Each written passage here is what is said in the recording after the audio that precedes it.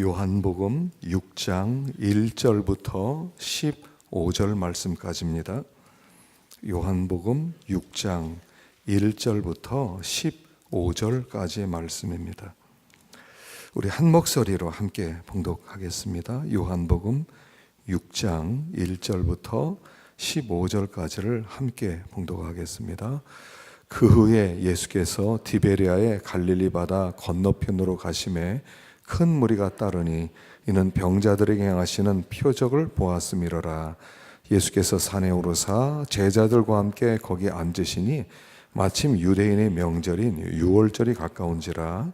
예수께서 눈을 들어 큰 무리가 자기에게로 오는 것을 보시고 빌립에게 이르시되 우리가 어디서 떡을 사서 이 사람들을 먹이겠느냐 하시니 이렇게 말씀하심은 신이 어떻게 하실지를 아시고 빌립을 시험하고자 하심이라. 빌립이 대답하되 각 사람으로 조금씩 받게 할지라도 200데나리온의 떡이 부족하리이다. 제자 중 하나 곧 시몬 베드로의 형제 안드레가 예수께 여짜오되 여기 한 아이가 있어 보리떡 5개와 물고기 2마리를 가지고 있나이다. 그러나 그것이 이 많은 사람에게 얼마나 되겠사옵나이까. 예수께서 이르시되 이 사람들로 앉게 하라 하시니 곳에 잔디가 많은지라 사람들이 앉으니 수가 5,000명쯤 되더라. 예수께서 떡을 가서 축사하신 후에 앉아있는 자들에게 나눠주시고 물고기도 그렇게 그들의 원대로 주시니라. 그들이 배부른 후에 예수께서 제자들에게 이르시되 남은 조각을 거두고 버리는 것이 없게 하라 하심으로 이에 거두니 보리떡 5개로 먹고 남은 조각이 12바구니에 찼더라. 그 사람들이 예수께서 말하되 이는 참으로 세상에 오실 그 선지자라 하더라. 그러므로 예수께서 그들이 와서 자기를 억지로 붙들어 임금으로 삼으려는 줄 아시고 다시 혼자 산으로 떠나 지나가시나. 아멘. 이 말씀에 은혜 있으시길 바랍니다. 이제 한 주일이 지나면 우리 성탄절입니다. 하나님의 아들이신 영원하신 예수 그리스도께서 사람의 몸을 입고 이 땅에 오셨습니다. 이 성탄절은 왜 예수님께서 이 땅에 오셨어야만 했는가? 그분이 도대체 무엇을 주기 위해서 이 세상에 오셨는가 하는 것을 깊이 생각하는 절기입니다. 단순히 기뻐하고 또 그냥 한 명절 또 하루를 지난다 이렇게 생각하는 것이 아니라 왜 그분이 오셨는가, 그분은 누군가, 그분의 정체는 뭔가 하는 것을 우리에게 가르쳐주고 또 깊이 생각하게 하는 절기입니다. 오늘 여기 본문에 보면 잘 아시는 오병 이어의 사건이 나와 있습니다. 물고기 보리떡 5개와 물고기 2마리를 가지고 5,000명을 먹이신 이 사건입니다. 그런데 이 사건이 공관복음에 또 요한복음에 다 기록되어 있어요. 그만큼 이 사건은 굉장히 중요한 사건이다 하는 뜻이고요. 그리고 또 우리가 생각보다 많이 오해하고 있는 본문이 바로 오늘 본문이라고 하는 뜻입니다. 그래서 오늘 본문이 우리에게 주는 의미가 무엇인가를 한번 깊이 생각해 보고 이 땅에 오신 예수 그리스도, 그분을 진정으로 영접할 수 있는 그런 복된 시간 될 수 있기를 간절히 축원합니다. 자, 오늘 먼저 5절을 한번 읽어보십시다. 5절 읽어봅시다. 시작. 예수께서 눈을 들어 큰 무리가 자기에게로 오는 것을 보시고 빌립에게 이르시되 우리가 어디서 떡을 사서 이 사람들을 먹이겠느냐 하시니. 예수님께서 많은 이적을 행하셨습니다. 그러다 보니까 예수님에 대해서 많은 사람들이 호감을 가지고 호기심을 가지고 주님을 따라다니기 시작했습니다. 그래서 여기 오늘 이렇게 많은 사람들이 모이게 된 것입니다. 그런데 주님께서 갑자기 떡을 사서 이 사람들 좀 먹여야 되겠다라고 말씀을 하십니다. 그런데 그 많은 무리들이 배가 고팠다거나 좀 먹을 것 좀 주십시오 했다거나 아무런 그런 요구가 없는데 주님께서 일방적으로 빌립을 불러서 떡을 어디서 사서 먹이면 되겠냐라고 묻고 계십니다. 무리들이 요구한 것이 아니라 주님께서 일방적으로 떡을 주시겠다라고 말씀하셨어요. 이제 뒤에서 우리가 생각하겠지만 이 떡은 생명의 떡, 하늘에서 내려오는 영생을 주는 그 떡을 이야기하는 것입니다. 그 떡을 내가 주겠다라고 말씀하세요. 그런데 무리들은 전혀 요구하지 않았다는 것입니다. 하나님의 은혜는 일방성을 띠고 있다는 것입니다. 사람들이 자기들에게 생명의 떡이 필요하다, 우리는 영생이 필요하다, 이것을 전혀 느끼지 못하고 있을 때 주님께서 일방적으로 그들에게 떡을 나눠주시는 그런 이야기다 하는 것입니다. 인간은 전적으로 타락한 존재입니다. 전적으로 타락해서 완전히 하나님과의 관계가 끊어졌고 선과 악조차 구분할 수 없는 그런 상황에 있는 인간들입니다. 그래서 인간들은 자기가 무엇이 필요한지조차 알지 못한다는 겁니다. 우리가 주님께 먼저 와서 주님, 저를 좀 구원해 주십시오. 주님, 저는 메시아가 필요합니다. 주님, 저는 이 세상에서 이렇게 살아갈 수가 없습니다. 이런 전혀 요구가 없었는데 주님께서 일방적으로 떡을 나눠주시는 모습 속에서 하나님의 은혜는 일방적으로 우리에게 온다는 겁니다. 우리는 전혀 구원이 필요하다고 생각하지 않았어요. 아마 지금도 많은 사람이 그렇게 생각할 것입니다. 내가 왜 구원이 필요하지? 내가 예수가 왜 필요해? 나는 전혀 부족함이 없어. 그렇게 생각함에도 불구하고 여기에 앉아 있는 것은 굉장히 놀라운 일입니다.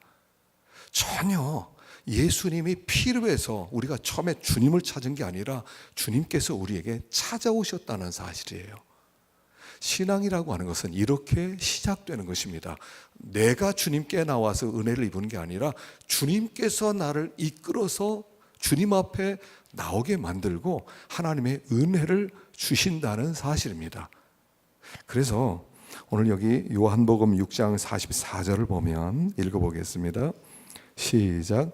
나를 보내신 아버지께서 이끌지 아니하시면 아무도 내게 올 수 없으니 오는 그를 내가 마지막 날에 다시 살리리라.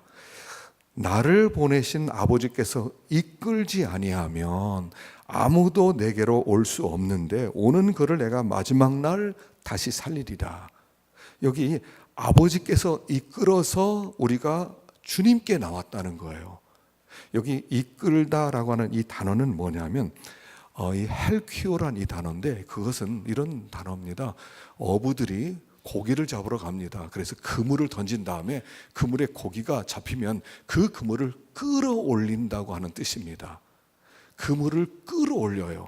그러니까 고기가 스스로 갑판 위로 뛰어 올라온 것이 아니라 어부가 끌어들여서 그 고기들을 갑판으로 올렸다는 뜻이에요. 이 단어 속에는 어떤 의미까지 있냐면 그물에 걸린 고기가 절대로 갑판에 올라가지 않기 위해서 저항을 하는, 그래서 절대로 내가 사투를 벌이는 그 의미까지 포함된 단어라는 거예요. 주님이 우리를 이끌어서 구원의 자리로, 영생의 자리로, 하나님 나라의 자리로 이끌길 원하는데 우리는 절대로 거기에 항복하지 않고 절대로 주님 앞에 가고 싶어 하지 않았다는 거예요. 우리는 어떻게든 주님의 손아귀를 빠져나가기 위해서 애를 쓰는데 그럼에도 불구하고 주님이 우리를 그물로 쳐서 마침내 갑판으로 끌어올림으로 말미암아 오늘 우리들이 이 자리에 있게 되었고 우리들이 하나님께 예배를 드리게 되었고 우리가 하나님의 백성이 되었다 하는 것을 가르쳐 주는 거예요. 스스로 내가 하나님을 알고 싶어서 내가 교회에 나온 사람은 없습니다. 우리는 할 수 있으면 하나님께 저항하고 그래서 하나님 손안에 잡히지 않게 해서 온 힘을 사투를 벌일 만큼 고기 한 마리가요 잡히면 얼마나 펄쩍펄쩍 뛰면서 도망가려고 합니까? 갑판 위로 올라와서도 펄쩍펄쩍 뛰면서 어떻게든 그 갑판을 빠져나가려고 하는 그런 강력한 저항감이 우리 속에 있음에도 불구하고 그분이 전격적으로 우리를 불러서 하나님의 나라로 이끌어 들이셨다 하는 거예요. 우리 중에 누구도 구원을 원한 사람은 없었습니다. 우리 누구도 예수 그리스도를 환영한 사람은 없었습니다.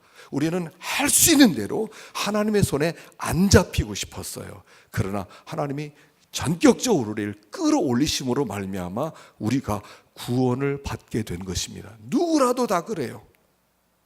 자, 시편에 보면 다윗의 고백이 있습니다. 139편 읽어보십시다. 7절 시작. 내가 주의 영을 떠나 어디로 가며 주의 앞에서 어디로 피하리까? 내가 하늘에 올라갈지라도 거기 계시며 스올에 내 자리를 펼지라도 거기 계시나이다. 내가 새벽 거주할지라도 거기서도 주의 손이 나를 인도하시며 주의 오른손이 나를 붙드시니. 자, 이것은 다윗조차도 이렇게 생각했다는 거예요. 내가 주님을 한번 피해서 내가 할 수 있는 대로 주님 손아귀에서 벗어나려고 애를 썼는데, 그래서 내가 하늘에 올라갈지라도 스올에 가장 어두운 곳에 떨어질지라도 내가 새벽에 도망쳐서 바다 끝으로 갈지라도 주님이 이미 거기 와서 나를 붙들고 계시더라, 이렇게 고백하는 거예요. 다윗조차 내가 주님이 좋아서 주님께 온 것이 아니라 내가 주님 손 피해서 내가 여기저기 피해봤는데 이미 거기까지 와서 나를 붙들고 계셔서 내가 할 수 없이 주님의 손을 피할 수 없었다라고 고백하고 있다는 사실입니다. 주님이 끝까지 찾아오시는 거예요. 그래서 우리가 구원을 받는 거예요. 내가 내 의지로 주님 앞에 나오질 않아요. 막 저항을 하는데도 불구하고 주님이 끝까지 쫓아오셔서 나를 안아주시고 그 나라로 이끌어 주시는 것, 이게 바로 우리의 구원 이야기다 하는 것이에요. 자, 그런데 그 주님은 어떤 모습으로 오셨는가 하는 것입니다. 자, 9절을 한번 읽어보십시다. 9절 시작. 여기 한 아이가 있어 보리떡 5개와 물고기 2마리를 가지고 있나이다. 그러나 그것이 이 많은 사람에게 얼마나 되겠사옵나이까. 자, 우리가 이 부분을 잘못 오해하면 우리가 가진 작은 것이라도 드리면 하나님께서 그것을 가지고 놀라운 역사를 일으키신다, 이렇게 해석할 수가 있는데, 오늘 본문은 전혀 그런 얘기를 하는 게 아니에요. 왜냐하면 이 요한복음 6장은 1절부터 71절까지 다 하나의 이야기를 하고 있거든요. 하나의 이야기예요. 그래서 이 부분을 해석하려면 1절부터 71절까지 다 읽으면서 아주 세밀하게 묵상을 할 때 오늘 본문을 확실하게 이해하게 되는 겁니다. 이런 거예요. 예수님께서 많은 무리들 보시고 저들을 뭐를 좀 먹여야 되겠다, 어디 가서 물건 사느냐, 먹을 거 사느냐 그랬을 때 한 아이가 도시락 하나, 그러니까 작은 보리떡 5개와 물고기, 이 물고기도 큰 물고기가 아니에요. 여기 있는 쓴 이 물고기란 이 옵살리온이라는 단어는 뭐냐면, 어부들이 고기를 잡은 다음에 큰 고기들은 장에 팔고 작은 고기는 그냥 갖다, 가치가 없으니까 버려요. 그럼 가난한 사람들이 그걸 가지고 작지만 구워서 먹는 거예요. 그 갖다 버린 물고기를 얘기해요. 그러니까 뭐 크지도 않은 아주 조그만 잔챙이들이죠. 그 잔챙이 2마리하고 보리떡 5개를 가지고 와서 예수님께 드렸다는 거예요. 이 자기가 먹어야 될 도시락을 예수님께 드렸다는 것은 뭐냐면, 이 아이가 예수님 볼 때도 예수님 참 불쌍하게 보였다는 거예요. 예수님 배가 고프시겠구나. 내가 먹고 싶은, 내가 배고픈데, 나도 배고픈데 예수님 얼마나 배고플까. 그래서 예수님 드세요라고 가져온 그 도시락이라는 거예요. 이 아이조차도 예수님을 볼 때 예수님이 엄청난 구세주로, 그렇게 능력 있는 분으로 보이지 않은 그런 분의 모습을 가지고 있었다는 거예요. 그러니까 어린 아이조차도 불쌍히 여길 만한 그런 모습의 주님이셨다는 거예요. 주님은 엄청난 모습으로, 굉장히 부자의 모습으로, 그리고 그런 귀족의 모습으로, 아니면 왕족의 모습으로, 아주 신분이 탁월한 모습으로 온 것이 아니라 어린아이도 불쌍히 여길 만한 보잘것없는 모습으로 오셨다는 것을 가르쳐 주는 거예요. 우리가 잘 알고 있는 이사야 53장 읽어보겠습니다. 53장 1절부터 3절까지 읽어보십시다. 시작. 우리가 전하는 것을 누가 믿었느냐? 여호와의 팔이 누구에게 나타나느냐? 그는 주 앞에서 나타나기를 연한 순 같고 마른 땅에서 나온 뿌리 같아서 고운 모양도 없고 풍채도 없은즉 우리가 보기에 흠모할 만한 아름다운 것이 없도다. 그는 멸시를 받아 사람들에게 버림받았으며 간고를 많이 겪었으며 질고를 아는 자라 마치 사람들이 그에게서 얼굴을 가리는 것 같이 멸시를 당하였고 우리도 그를 귀히 여기지 아니하였도다.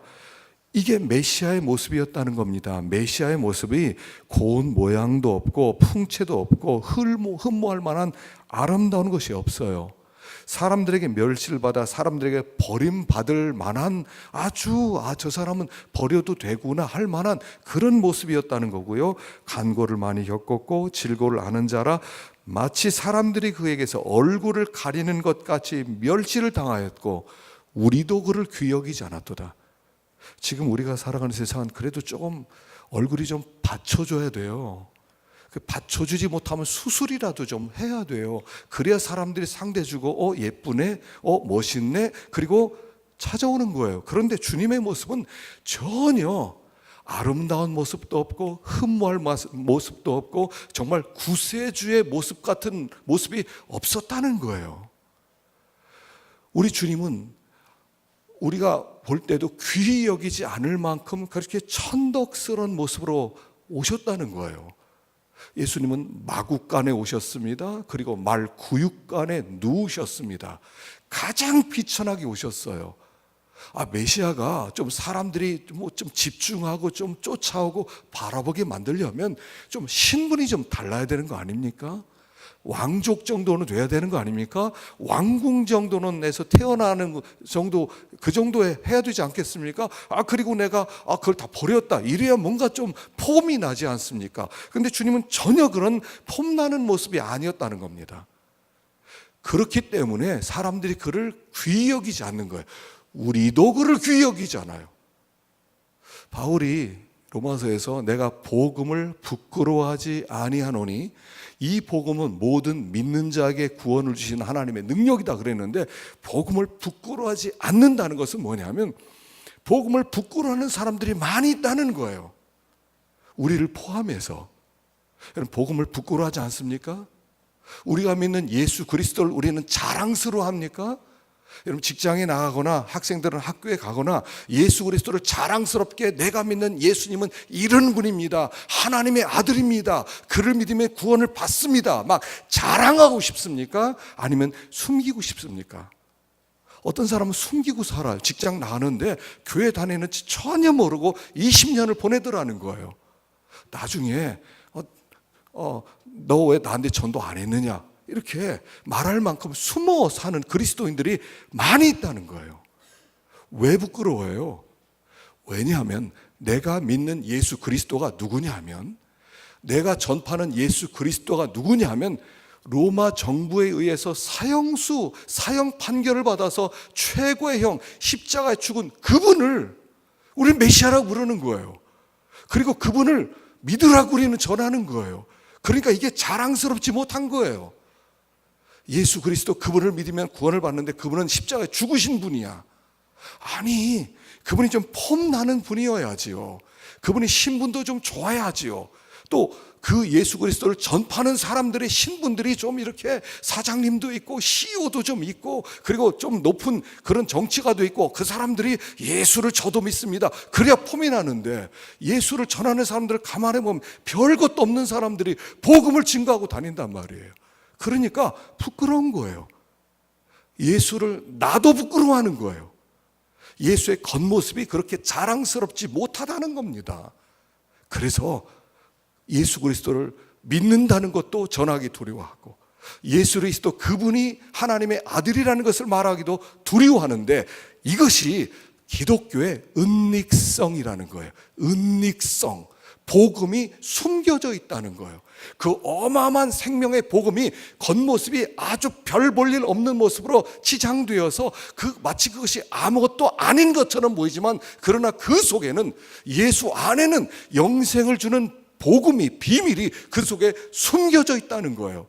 이것이 복음의 트릭이에요. 트릭이에요. 진짜로 겸손한 자를 찾는 거예요.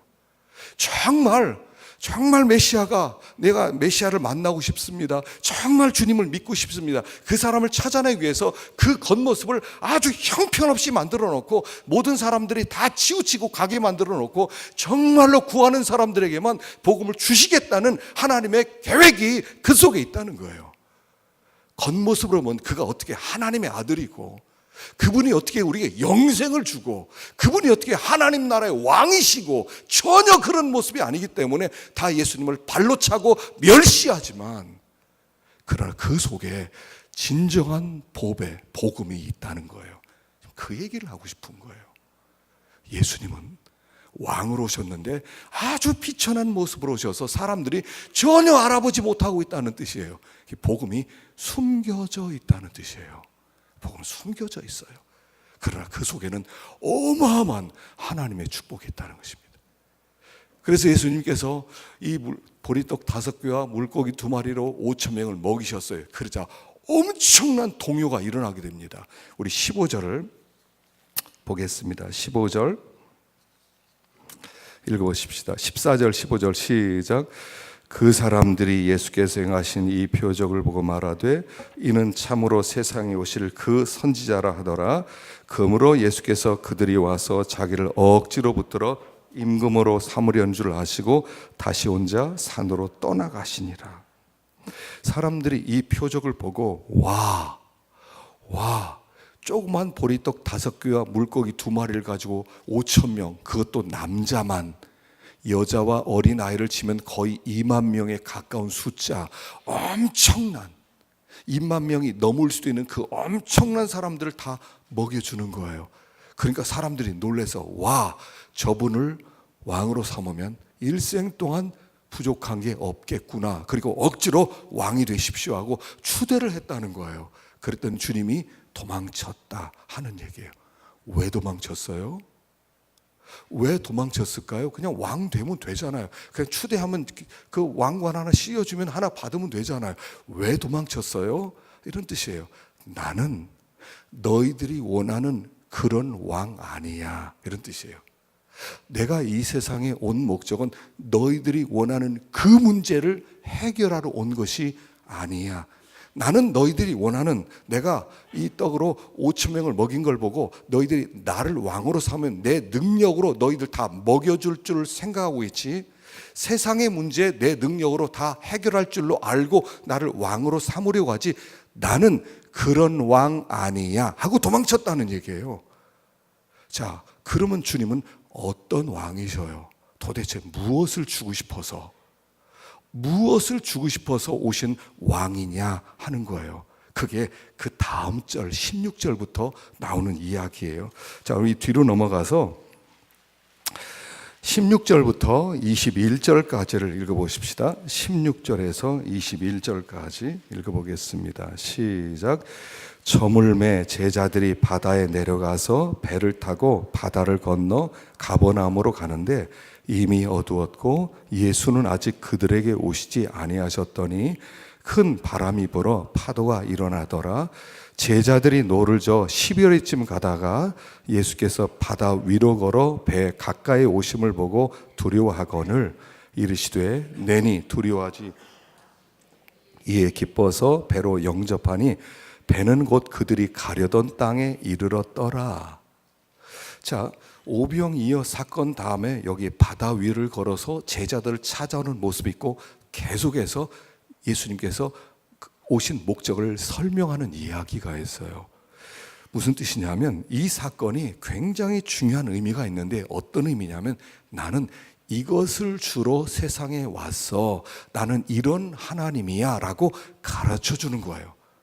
사람들은 예수님을 이용해서, 그 능력을 이용해서 이 세상의 문제를 풀어주시는 분, 이 세상에 먹을 문제를 풀어주시고 질병의 문제를 풀어주시고 무슨 명예의 문제, 자존심의 문제를 풀어주시고 나를 폼나게 떳떳하게 만들어준 그 하나님으로 믿으려고 할 때 나는 그런 하나님 아니야, 나는 그런 능력을 써서 너희들을 채워주러 온 것이 아니야 라고 말씀하시는 거예요.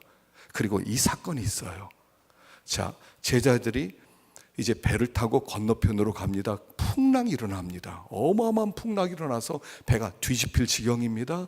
제자들이 아무리 노력하더라도 배를 안정시킬 수가 없고 죽을 위기에 처했습니다. 그들이 두려움에 사로잡힌 것은 아주 뻔한 사실이죠. 그랬을 때 주님이 갑자기 멀리서 바다 위를 걸어서 오는 겁니다. 누구지? 하는데 예수님께서 나야. 그리고 배에 타니까 여기 가만히 보셔요. 배 탄 다음에 풍랑을 잠잠케 하시는 말이 없어요. 다른 공고한 복음에는 예수님이 풍랑아 잠잠하라 하니까 다 잠잠하는데 여기에는 예수님께서 풍랑을 잠잠케 하는 말이 없어요. 그냥 예수님이 들어오니까 기쁨으로 영접하고 그 배가 가려던 땅에 이르렀다. 이렇게 나와요. 이것이 예수님이 이 땅에 오신 목적이라는 거예요. 내가 이 세상에 온 목적은 뭐냐 하면 너희들이 이 바다 같은 세상을 살아가면서 바다는 항상 흔들리지 않습니까? 별별 문제와 별별 사건이 항상 일어납니다. 신문만 펴면 사건, 사고 계속 일어납니다. 항상 풍랑이 일어나요. 그래서 우리는 그 파도를 바라보면서 어떤 때는 막 두려워하고 어떤 때 조용하다 싶으면 좀 편안하고 이 두려워하는 것과 평안한 것이 왔다 갔다 흔들리는데 주님께서 주님을 모셔드리기만 하면 그 파도와 관계없는 그 풍랑과 관계없는 그 세상의 어떤 문제나 어떤 두려운 일이나 어떤 괴로운 일이나 어떤 사건과 관계없는 천국을 이루어 주시겠다. 이걸 위해서 오셨다는 뜻이에요. 주님이 오신 것은 이 세상 문제, 내 당장에 발등이 위에 떨어진 그 심급한 문제를 풀어주기 위해 오신 것이 아니라 나는 너희들의 진정한 생명의 문제를 해결하기 위해서 왔다. 예수님이 오신 것은요, 생명을 주러 오셨다는 거예요. 그래서 영생을 주러 오셨는데 그 영생이란 뜻이 뭐냐면 다음 세대 생명 이런 뜻이에요. 예수님이 이 세상에 오신 것은 생존의 문제를 해결해 주기 위해서 온 것이 아니라 다음 세대 생명을 주기 위해서 오신 분이기 때문에 그분만 영접하면 이 세상에 문제가 무슨 문제가 있다 하더라도 내가 진급을 하건 진급을 하지 못하건 내가 병이 들건 내가 병이 들지 않건 내가 사업이 잘 되건 사업이 안 되건 내가 대학에 들어가든 들어가지 못하든 내가 좋은 데 취업하든 나쁜 데 취업하든 거기에 영향받지 않고 그 파도가 나를 지배하지 못하고 주님이 우리에게 주신 그 생명 때문에 우리는 항상 10년 가운데 천국을 누리는 사람, 그 사람을 만들어주기 위해서 여기에 오셨다라고 말씀하는 거예요. 그래서 풍랑을 잠잠케 하는 말도 없어요. 풍랑이 있으나 없으나 내가 너에게 준 그 생명은 풍랑과 관계되는, 환경과 관계되는 너희가 아니라 그걸 뛰어넘는 하늘에 속한 자로 너희를 만들어주겠다. 그 목적 때문에 왔다는 거예요. 예수님이 능력의 주님이시죠. 전능한 능력의 주님이에요. 그러니까 우리는 그 전능한 능력을 나를 위해서 써달라고 그래요. 하나님, 저를 좀 위해서 한번 사용해 주세요. 근데 주님은요, 놀랍게 이 세상에 오셔서 금식하시고 나서 배고플 때도 야, 배고프면 돌로 떡 만들어 먹어 할 때도 그 능력을 쓰지 않았다는 얘기예요. 왜냐하면 예수님께서는 전적으로 하나님의 뜻만 이루기 위해서 오셨기 때문에 주님께서는 그 능력을 이 세상 문제를 해결하는 일에 쓰지 않으셨다는 얘기예요. 없어서가 아니라 그것이 목적이 아니기 때문이라는 거예요. 그래서 우리가 어떤 주님을 오늘 섬기고 있는 거예요, 우리가. 예수님을 어떤 왕으로 섬기고 있습니까? 주님, 내가 지금 너무 어렵습니다. 이 문제 빨리 해결해 주세요. 그런 하나님으로 섬기고 있습니까? 하나님, 우리 가정에 지금 우리 아이가 이렇게 참 어려워합니다. 우리 아이 좀 취업 좀 빨리 주세요. 그 능력을 거기 이용하려고 주님을 왕으로 섬기셨습니까? 그렇다면 본질을 잘못 찾으신 거예요. 주님은 그 능력 때문에 온 것이 아니라는 거예요. 어떤 문제가 있더라도 그 문제에 영향을 받지 아니하는 진정한 생명의 문제, 영생의 문제, 나는 그 영생을 주기 위해서 왔다라고 하는 것을 얘기해요. 그래서 예수님을 영접하는 순간 우리는 어떻게 되냐면 바로 천국이 되는 거예요. 예수님을 모시는 그 순간 더 이상 이 세상의 어떤 것에 의해서도 괴롭힘을 당하지 않는 상태, 그 어떤 문제도 하나님이 나에게 허락하신 이 생명을 건들지 못하니까, 어떤 것도 빼앗아가지 못하니까 병이 들어왔다 해서 그 병이 우리의 영생의 영생을 빼앗아갈 수 있는 게 아니고, 무슨 아주 심각한 나라에서 무슨 추방을 당해서 모든 것을 사기당해서 다 빼앗긴다 하더라도 그것이 내 영생, 내 구원을 손대지 못하고, 그렇기 때문에 10년 가운데는 항상 평안함이 있게 되는 거예요. 그 생명의 문제. 예수님이 오신 것은 그 생명을 주러 온 거예요. 생존의 문제를 해결해 주는 게 아니라 영원한 생명, 다음 세대 생명, 하나님 나라의 생명, 누구도 손댈 수 없는 그 생명을 주기 위해서 이 세상에 오셨다 하는 거예요. 그런데 그 생명을 어떻게 얻어요? 어떻게 얻어요? 자, 여기 이제 53절을 한번 읽어보십시다. 53절 시작. 예수께서 이르시되 내가 진실로 진실로 너에게 이르노니 인자의 살을 먹지 아니하고 인자의 피를 마시지 아니하면 너희 속에 생명이 없느니라. 내 살을 먹고 내 피를 마시는 자는 영생을 가졌고 마지막 날에 내가 그를 다시 살리리니 내 살은 참된 양식이요 내 피는 참된 음료로다. 어떻게 영생을 얻어요? 여기 인자의 살을 먹고 인자의 피를 마셔야 생명을 얻는다는 거예요. 생명을 얻는다. 그러니까 먹는다 하는 것을 믿는다. 이게 믿는다는 거예요. 예수 그분이 내 안으로 들어오시는 사건, 이게 믿는 거예요. 내가 뭔가를 하는 게 아니라 그분이 내 안으로 들어오는 사건, 그 배로 예수님을 영접하는 사건, 예수님을 우리 중심에 모시는 거예요. 내가 문 밖에서 두드리노니 문을 열면 주님이 우리 속에 들어가서 우리와 함께 살기를 원하시는데, 우리의 마음의 보좌, 마음의 왕자의 그분을 영접하라는 거예요. 이제까지 우리는 내가 왕이었어요. 내가 하고 싶은 대로 살았어요. 내가 원하는 대로 살았어요. 이제 네가 원하는 대로 살지 말고 나를 영접해. 내가 너의 속에 들어가겠어. 내가 너를 통치해 줄게. 내가 너를 다스려 줄게. 너와 함께 살아줄게. 그래서 주님을 모시고 주님과 함께 살아가는 것, 이것이 주님께서 우리에게 구원을 주시고 영생을 주는 길이다 라고 얘기하는 거예요.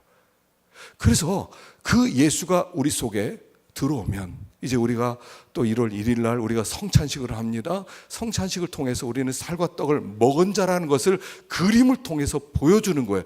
너의 속에는 예수님이 계셔. 너는 예수와 함께 동행하는 사람이야. 이제는 너는 혼자가 아니야. 그와 함께 이 천국길을 걸어가는 거야. 이걸 그림으로 보여주는 것이 성찬식이에요. 그래서 이 오병이어 사건이 6월절에 일어나는 거예요. 6월절은 이스라엘 백성이 애굽에서 나올 때 어린 양 한 마리를 잡아서 그 피를 문지방과 문설주에 바르고, 그리고 그 어린 양을 잡아먹는 거예요.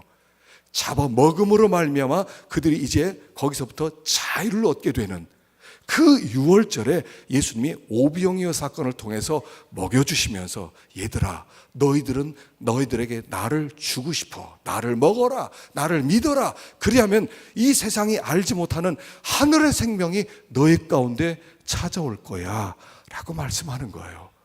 근데 놀랍게 이 하늘의 생명을 받은 자는 어떻게 되냐면 또 다른 목마름이 생겨요. 그전에는 세상에 대한 목마름이 있었어요. 물질에 대한 목마름, 돈에 대한 목마름이 있잖아요. 여러분, 돈을 좀 더 벌었으면 좋겠잖아요. 조금 더 잘 됐으면 좋겠잖아요. 조금만 더 높아지면 좋겠잖아요. 조금만 더 건강해지면 좋겠잖아요. 우리는 이 세상에 대한 목마름이 있는데 예수님의 살과 피를 먹으면 그 목마름이 달라져요. 더 이상 돈이 좀 더 있으면 좋겠다, 좀 더 건강했으면 좋겠다, 좀 더 이렇게 승진했으면 좋겠다, 이런 목마름이 없어져요. 또 다른 목마름이 생겨요. 그게 뭐냐면 하나님의 뜻을 이루고 싶어하는 목마름이 생기는 거예요. 하나님의 뜻을 이루고 싶어하는 목마름이 생겨요. 그래서 여기 예수님께서, 자, 요한복음 4장 34절 마지막 성경 구절입니다. 읽어보십시다. 시작. 예수께서 이르시되 나의 양식은 나를 보내신 이의 뜻을 행하며 그 애를 온전히 이루는 이것이니라. 예수님이 목말랐어요. 배고팠어요. 너무 배고팠어요. 근데 그 배고픔은 뭘로 채워지냐면 나를 보내신 이의 뜻을 행하며 그 애를 온전히 이루는 것. 이게 양식이 돼버리는 거예요. 목마름이 달라졌어요. 배고픔이 달라졌어요. 우리가 예수를 믿고 나면 배고픔이 달라져요. 옛날에는 배고프다. 예전에 히딩크가 2002년 월드컵을 하면서 16강에 딱 올라가서 우리나라가 막 난리를 치고 좋아하는데 딱 인터뷰를 하는데 그러지 않습니까? 저는 아직도 목마릅니다. 아직도 배고픕니다. 더 먹고 싶습니다. 더 명예를 얻고 싶습니다. 나는 16강으로 만족 못합니다. 8강, 4강 우승까지 가고 싶습니다. 그런 목마름이 있었던 것처럼 예수님을 먹고 나면 그때부터 새로운 목마름이 생기는데 그 목마름이 뭐냐면 하나님의 뜻을 이루고 싶습니다. 하나님을 기쁘시게 하고 싶습니다. 난 이 정도로 내가 만족이 안 됩니다. 내가 이 정도 하나님을 섬기는 것으로 만족이 안 됩니다. 주님, 더 주님을 기쁘시게 하고 싶습니다 하는 목마름이 생긴다는 거예요. 주님을 먹었으면 이런 목마름이 생기는데, 이런 배고픔이 생기는데, 여러분 이런 배고픔이 있으셔요? 예수님께서는 어느 정도로 목말르셨냐면 하나님의 뜻을 이루고 싶은 목마름이 이렇게 여기까지 있어요. 왜 예수님이 12 제자 중에 가룟 유다를 제자로 택했냐는 거예요. 자기를 팔 줄 알면서 왜 택했어요? 아더 핑크라고 하는 목사님은 이걸 이렇게 해석을 했어요. 예수님은 가룟 유다가 자기를 팔아먹을 걸 알고 그 하나님의 택함받지 못한 자인 걸 알고 그런 마귀인 걸 알고 그를 선택했는데 그 이유는 하나님의 뜻을 이루고 싶어하는 열망 때문이라는 거예요. 하나님의 뜻을 이루고 싶은 열망 때문에 마귀를 최측근에 두었다는 거예요. 언제든지 나를 팔아먹어라. 기회를 주기 위해서 곁에 두었다는 거예요.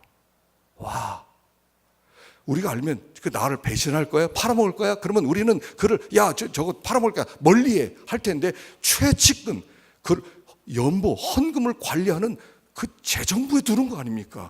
최측근에 둬서 언제든 나 배신해도 좋다. 나는 이 땅에 죽으러 왔다. 하나님의 뜻을 이루고 싶어서 마귀를 최측근에 둘 만큼 그는 하나님의 뜻을 이루는데 목말랐다는 거예요. 우리가 예수님의 살과 피를 먹은다면 어떤 목마름과 우리 갈증이 생기냐면 주님, 어떻게 하나님의 뜻을 이루지요? 어떻게 하나님을 기쁘시게 할 수 있지요? 하나님이 원하는 거라면 내가 뭐든지 하겠습니다. 마귀를 곁에 두라면 마귀를 곁에 두겠습니다. 그래서 하나님의 뜻을 이루고 싶습니다. 여기까지 간다는 거예요. 예수님이 성탄절에 오신 것은 자기를 우리에게 주시고 예수의 살과 예수의 피를 먹고 마신 자는 마음 가운데 불이 붙는 거예요. 주님, 이제 내가 하나님의 백성이 되어서 영생을 얻었는데 이 세상에서 어떻게 살지? 뭐 먹고 살지? 어디서 살지? 이게 염려가 아니라 하나님의 뜻을 이루고 싶어요 하는 열망이 생긴다는 거예요. 예수를 먹으셨습니까? 우리가 올해도 성찬 6번을 했어요. 이게 원래 개혁교회에서는요 매달 첫째 주에는 성찬을 해야 돼요. 왜냐하면 그 예수의 살을 먹고 피를 마신다는 것이 너무나 중요하기 때문에 우리가 어떤 자라고 하는 것을 가르쳐주는 그 본질적인 문제이기 때문에 그렇게 하는 거예요. 그러면 좀 목마름이 좀 있어요. 하나님의 뜻을 이루고 싶습니다.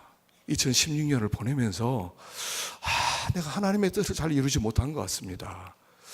그러나 2017년에는 정말 예수의 살과 피를 먹고 영생을 얻은 자, 다음 세대 생명을 가진 자로서 이 은혜를 주신 그 하나님께 정말 뭔가 하나님을 기쁘시게 하고 싶습니다 하는 그런 열망이 우리 속에 있어야 되는 거예요.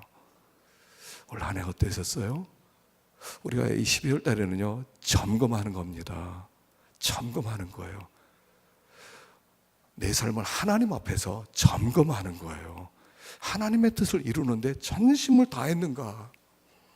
그리고 2017년 돌아오는 한 해는 새로운 결단으로서 이제 옛날 그 목마름이 아니라, 세상에 대한 목마름이 아니라 하나님에 대한 새로운 목마름, 이것을 주기 위해서 예수님이 오신 거예요. 이번 성탄절에 그 주님을 마음 중심에 다시 영접하고 그 예수를 먹고 새로운 목마름으로 하나님을 영화롭게 하는 우리가 되기를 축원합니다. 기도하십시다.